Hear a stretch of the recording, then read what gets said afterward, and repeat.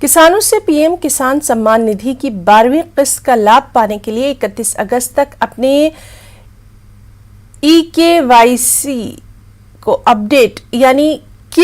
को अपडेट करने के लिए कहा गया है। कृषि विभाग की तरफ से जिला प्रशासन के सहयोग से भारत पाकिस्तान नियंत्रण रेखा से सटे गांव जलास में केवाईसी अपडेशन और जागरूकता कैंप का आयोजन किया गया, जिसकी अध्यक्षता अब्दुल सत्तार एडीसी और पीएमकेआई एसएएन के नोडल जिला अधिकारी राकेश शर्मा के साथ मुख्य कृषि अधिकारी पुंछ ने की।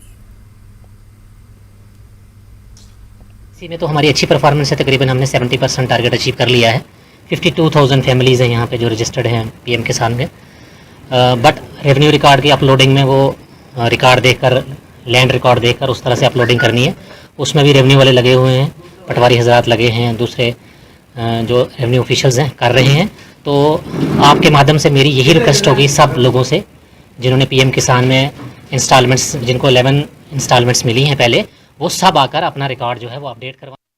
सितंबर महीने के पास